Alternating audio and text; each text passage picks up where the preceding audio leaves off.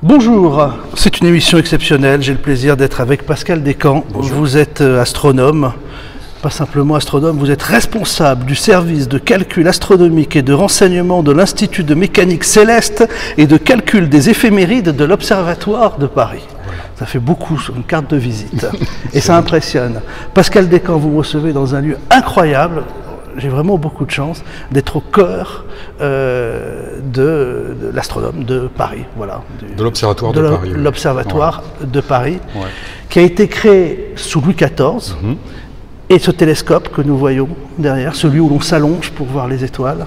Alors celui-là, il est plus récent, entre guillemets, il date du 19e siècle, donc dans les années 1850. Mais effectivement, c'est l'un des instruments, avec l'Observatoire lui-même, qui sont parmi les plus anciens au monde. Vous publiez aux éditions Vibert 24 heures dans la vie des étoiles. J'ai reçu le livre 24 heures dans la vie des étoiles, je me suis dit encore, ça va être très compliqué. Et en fait, on plonge comme dans un récit de science-fiction, on apprend plein de choses, il est à lire, à relire, à partager. D'abord parce que finalement vous êtes astronome, mais on est tous passionnés par ces univers. On dit souvent, quand on est jeune, on a envie d'être astronome, astronaute. Il y a aussi des astrologues. Finalement, dans tous ces astros, vous êtes le seul qui a les pieds sur Terre. C'est ça, il y a toute une galaxie d'astros. Après, ça dépend de ce qu'on va mettre derrière. Mais parmi tous ces astros, oui, les astronomes restent sur Terre. Et avec la tête dans les étoiles. Ce qui est intéressant, d'abord, Pascal, c'est que quand on lit votre livre, on s'aperçoit à quel point cette science de l'astronomie est essentiel dans notre vie quotidienne. Alors qu'a priori, on aurait pu se dire, on est à l'heure d'Internet, on est à l'heure de l'automobile, on sait tout. Quid de l'astronomie? On s'aperçoit que ça régit tout. Ça régit pas mal de choses dans notre vie quotidienne, oui, dans la vie des sociétés, effectivement. À commencer par exemple par le temps.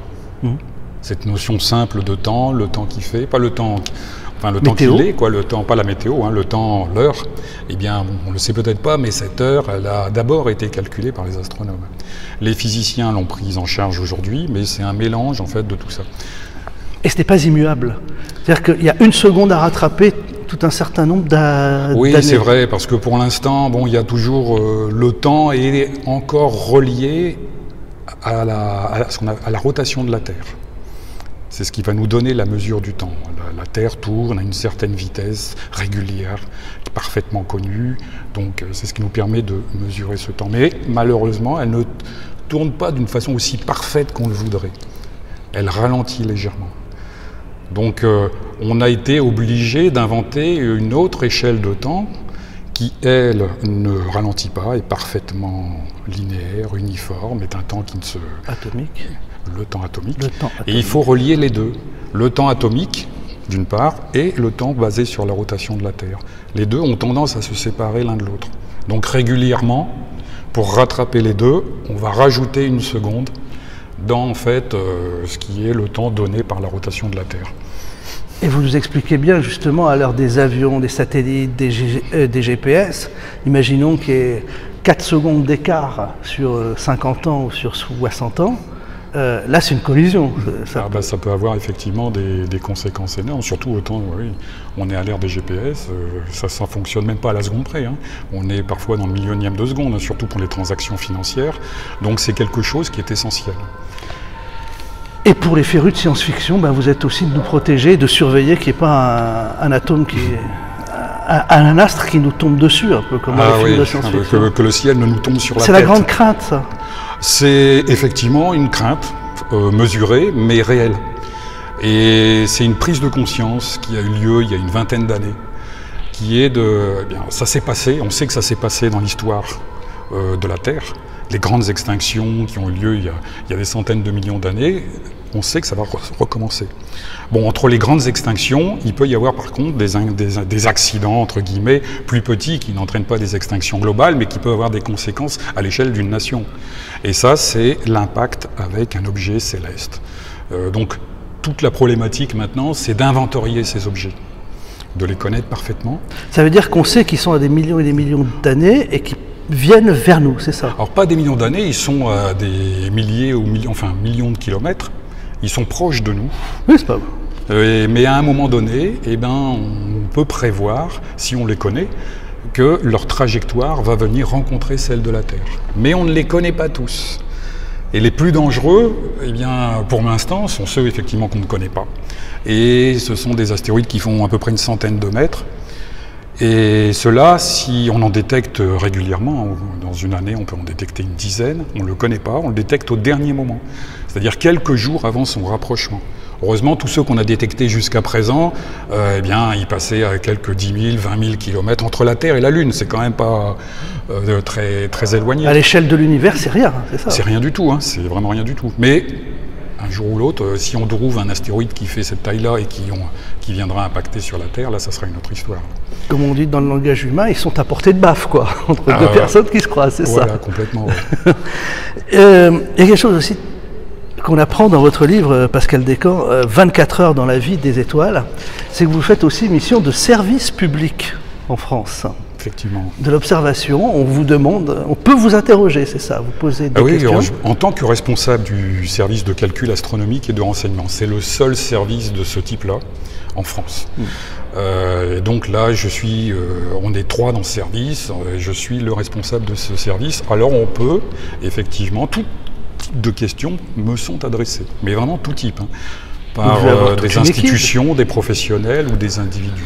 Il y a des questions sérieuses et moins sérieuses. Vous recevez un jour une lettre anonyme pour vous demander une constellation astrale pour les gens qui veulent faire de la sorcellerie. Oui, il y avait bon, si elle était anonyme, vous n'avez pas pu répondre. Ben voilà. Je pense que l'auteur ne s'est peut-être pas rendu compte qu'il y avait un problème. Effectivement, bon, il me demandait une configuration astrale particulière que j'aurais pu calculer, mais de toute façon, il n'y avait pas de... Et on fait aussi appel à vous pour des enquêtes. Oui. La justice. Vous expliquez qu'en regardant une photo ou un film, le lieu, l'ombre, vous arrivez à déterminer pratiquement le jour et l'heure. Ah oui, oui. Ça, on peut le faire dans le cadre d'enquête ou dans le cadre d'investigations même menées sur des peintures, par exemple. On peut, mais à partir d'une photo, s'il y a une enquête, si on a quand même un minimum d'informations, généralement c'est le cas, c'est-à-dire si on va enquêter sur un crime, on va au moins savoir que le crime s'est passé tel jour, grosso modo, sur tel lieu. Si on a donc la date et le lieu, à partir de ça, je peux effectivement... ou inversement, si j'ai une visibilité de la Lune et que j'ai une date, je peux essayer d'en déduire, d'inverser tout ça pour trouver d'où cette photo a été prise. On peut même faire l'exercice, vous dites, avec un tableau de Van Gogh, qui a été peint à 4h40 du matin. Oui. Vous n'êtes pas arrivé à 3h30, mais pas à 5h du matin. Oui, Comment on arrive à savoir que Van Gogh a peint à tel lieu, tel tableau à 4h40 ? Là, il y avait la connaissance du lieu. Alors, resté comme inconnu, donc on savait que c'était quelque part en Provence. Resté comme inconnu, la date. Alors, bon, il se trouve que Van Gogh, bon, c'est la nuit étoilée de Van Gogh, c'est le célèbre tableau de Van Gogh, et il a quand même figuré sur cette peinture des astres comme la Lune, comme une planète, et puis des étoiles qui sont d'une constellation. Donc tout l'exercice, c'est d'essayer de retrouver la configuration astronomique qui correspond à celle de la peinture. Et quand on a cette configuration, on peut dater le tableau. D'ailleurs, c'est le but, c'était ça. C'était de dater le tableau de Van Gogh et voir même précisément le lieu. Mais le lieu, bon, il était déjà quand même connu. C'était vraiment la date à laquelle ce tableau... Et donc, précisément avec l'heure. On peut avoir effectivement une précision de quelques minutes. Mais si un Van Gogh facétieux avait mis une étoile qui n'existait pas, ça aurait tout faussé. Oui, mais bon, il a quand même mis les étoiles principales de constellations les plus importantes. Après, l'artiste peut rajouter des étoiles, ça ne va pas modifier le calcul. Dans votre mission de service public, on apprend aussi dans le livre, ici, à l'Observatoire de Paris, Pascal Descamps, que les municipalités, pour toute la France, vous veillez à régler l'heure d'allumage des réverbères. Enfin, je ne fais pas ça pour toute la France. Ça n'existe plus. C'est à la demande. Hein. C'est à la demande. Oui, ce n'est pas les réverbères, mais il y en a effectivement qui, des lampadaires, des besoins d'économie d'énergie, ont besoin de savoir à quel moment, donc quand la luminosité baisse suffisamment, c'est pas au moment où le soleil se couche, je ne sais pas si vous avez remarqué, quand le soleil se couche, il fait encore clair. On est dans ce qu'on appelle le crépuscule. On peut encore lire, conduire, etc. Non, par contre, là, au moment où la luminosité est trop faible, c'est quand on atteint ce qu'on appelle le crépuscule civil. Et en fait, les municipalités nous demandent pour la municipalité indiquée, donc le lieu donné, les instants pour lesquels on atteint ce crépuscule civil. Et ça leur permet à eux ensuite de déclencher l'allumage public des lampadaires. Ouais. Ça veut dire que vous n'aurez pas la même réponse si c'est Brest ou si c'est Menton? Ah non, du tout. Ça change d'un lieu à l'autre. Oui. Ah, complètement. Alors nous, par exemple, quand on est à Saint-Nazaire ou à la Baule ou dans le golfe du Morbihan, j'ai des amis qui m'appellent pendant l'été, ils me disent il fait nuit, on est à Nice, et chez nous il fait encore jour. Vous apercevez qu'il y a une heure. Ah oui, c'est important. Oui. Surtout quand on est loin d'être anecdotique. Autour du 21 juin, l'effet est très fort et maximal, quoi. Autour du solstice d'été. Et vous expliquez ça aussi, comment ça se produit oui. dans... Donc là, c'est oui, effectivement. Pourquoi les jours sont plus longs, finalement? C'est une question bête. Pourquoi les jours sont plus longs? Oui. Au voisinage du solstice d'été? Oui. Bien ça va dépendre en fait de... En fait, ça tient... la raison est simple, c'est que la Terre dans l'espace, elle tourne autour du Soleil, ça on sait, mais elle ne tourne pas d'une façon droite, elle est inclinée. Elle est inclinée, elle tourne de façon inclinée. Et selon la position qu'elle va présenter au Soleil, donc si on est aussi, ça va dépendre aussi si on se trouve dans l'hémisphère nord ou dans l'hémisphère sud, ça va jouer sur la longueur de la durée du jour. Donc actuellement, pour nous, dans l'hémisphère nord, on a les jours les plus longs au voisinage de l'été, parce qu'on est incliné vers le Soleil. Alors que l'hémisphère sud, c'est l'inverse. Oui. Et j'apprends aussi dans votre livre, c'est que quand la Terre est la plus proche en distance du Soleil, c'est au mois de janvier. Alors qu'on aurait pu penser que ce serait l'inverse. Ouais, c'est souvent ce qu'on pense, parce que c'est l'évidence. Et en astronomie, l'évidence, c'est quelque chose dont on se méfie systématiquement. Vous le dites, oui. Je le dis, c'est vrai, plusieurs fois peut-être. Mais effectivement, on a une sensation et puis une intuition, mais c'est pas ça du tout. Effectivement, la position où la Terre est au plus proche, c'est pas celle qui correspond à l'été. Parce que l'effet le plus important dans les saisons, c'est pas la distance de la Terre au Soleil, c'est cette inclinaison dans l'espace de la planète Terre.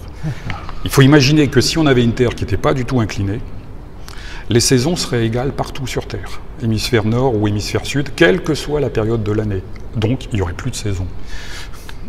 Oui, parce qu'en fait, on a tendance à penser que la Terre tourne autour du Soleil, mais que c'est comme un vaisseau spatial, que c'est quelque chose de plat, mais c'est quelque chose qui s'incline, c'est ça? Voilà.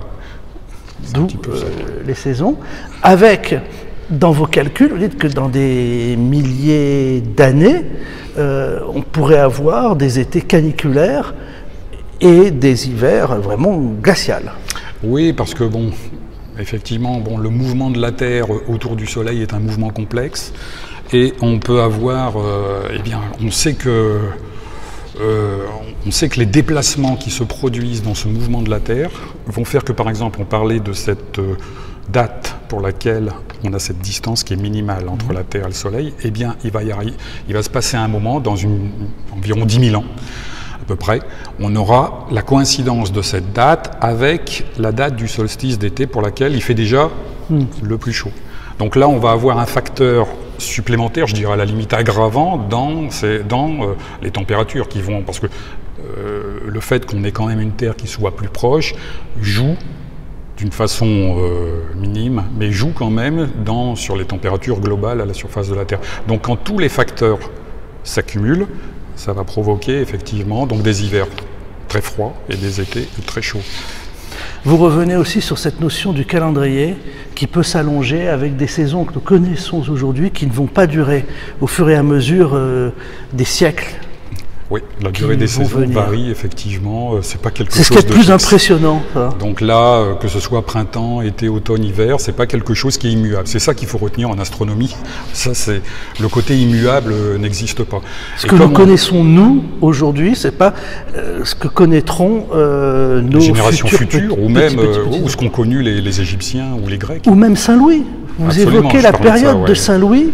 Dans la période de Saint-Louis, on était justement dans cette conjonction que nous évoquions, où il y avait des hivers glaciaux et des étés caniculaires. Donc oui. Donc c'était il y a à peine 800 ans. Sous son chêne, malgré tout, les choses, effectivement, elles évoluent sur des échelles de temps longues, mais elles évoluent quand même de façon sensible et pour certains phénomènes de façon assez rapide. Et cette évolution du temps et des saisons, ça veut dire qu'on pourrait... Dommage, nous sommes dans une époque où l'été n'est pas très long, voilà, il fait déjà un peu frais. On pourrait imaginer qu'un jour on ait des étés qui soient du mois de février au mois de décembre, c'est ça? Non, normalement non. Normalement non. On a une variation dans la longueur des saisons, mais de là à ce que... Pour qu'on ait ça... Je m'étais mis à rêver, vous voyez. Pour ça, il faudrait vraiment que la Terre s'incline sur son axe bouge. Alors, ça peut être une éventualité, parce qu'on n'a pas parlé d'un autre corps qui est très important pour la Terre, pour son histoire et pour son existence et son futur, c'est la Lune. Parce qu'effectivement, cette Lune aussi, elle régule un petit peu ce qui se passe sur la Terre. Et comme on sait que la Lune s'éloigne lentement de nous, eh bien effectivement, à un moment, elle sera si éloignée de nous qu'elle n'aura plus la même force, la même action sur la Terre. Et là, on peut arriver à des dérèglements climatiques très importants, avec effectivement même la Terre va se mettre à faire comme une toupie, à partir dans tous les sens, voire peut-être s'allonger sur son orbite. Dans ce cas-là, on n'a même plus 4 saisons, on n'en a plus que 2. On aura une saison de 6 mois où on va être en phase d'été, et une saison de 6 mois d'hiver. Mais ça, c'est à des échelles de temps qui sont quand même de plusieurs millions d'années. Oui, on ne sait pas si l'humain sera comme ça aussi. Voilà. Alors, on sera peut-être. Ouais. Et dans ces millions d'années, le jour sera aussi plus long. Voilà, le vrai jour le plus long. Et puis, oui, parce que. De 7 heures, ça veut dire qu'on connaîtra très peu la nuit. En fait, non. Le jour, la nuit, ce qu'on appelle la durée du jour, ça va être le temps que met la Terre pour faire un tour sur elle-même. Donc là, actuellement, elle est de 24 heures, grosso modo, mais effectivement, comme la Lune, c'est aussi lié à la Lune, cette histoire-là. La Lune s'éloignant, ça provoque le ralentissement de la Terre. Donc la durée du jour augmente. Et on aura une durée du jour qui peut augmenter et passer de 24 à 36 heures, 37 heures, avec toujours une moitié du jour éclairée par le soleil et une moitié de nuit. Mais avec donc une durée globale, pour faire un tour complet, d'un minuit à un autre minuit, par exemple, qui ne va plus être de 24 heures, mais de 36 heures, par exemple. Il faut tout changer. Avec beaucoup d'humour, le temps de travail va devoir être renégocié. Voilà, il va falloir renégocier un petit peu ça sérieusement. Et puis dans vos missions de service public, il y a aussi votre rapport avec les religions. Vous devez calculer Pâques, vous expliquez un peu ce qu'est Pâques, et il y a même le Ramadan où la mosquée de Paris vous appelle et vous demande une configuration, c'est ça, pour décréter le début et la fin du Ramadan. Oui. Régulièrement, enfin chaque année. Oui, puisque c'est chaque année. C'est chaque année, avant que le Ramadan ne commence, effectivement, donc c'est la Grande Mosquée de Paris qui nous adresse un courrier pour toute préciser, la France. Et ça décrète. Oui, c'est ça. Bon, il le décrète officiellement. Après, chaque musulman, on a aussi des demandes qui viennent d'associations ou d'individus qui décident de le faire individuellement par... parce que la vraie règle pour déclencher le Ramadan, c'est la visibilité du premier croissant de lune, pour déclencher le mois du Ramadan. Donc ça peut se faire de 2 façons. Soit la Grande Mosquée donne ce que nous on a calculé, donc le premier croissant de lune sera visible, par exemple là c'était le 5 mai ou le 6 mai, selon qu'on se trouve dans le sud ou dans le nord de la France. Donc là vous donnez l'heure de Paris, c'est ça? Voilà, par exemple, on fait un calcul pour un lieu, donc pour Paris. Mais on donne aussi comme indication que dans le sud de la France, en général, c'est toujours plus tôt, c'est un jour plus tôt, où on peut avoir une vision, on voit plus rapidement le premier croissant de lune quand on est à Marseille que lorsqu'on est à Lille. Oui, à Lille, voilà. Voilà, donc là, le Ramadan commence un jour plus tôt, mais il s'arrête aussi un jour plus tôt. Après, après, puisque c'est l'évolution. Du coup, il va effectivement s'arrêter un jour plus tôt, puisque il y a aussi cette notion de rompre le jeûne au moment de la nuit. En réalité, c'est plus complexe, je l'apprends aussi. C'est-à-dire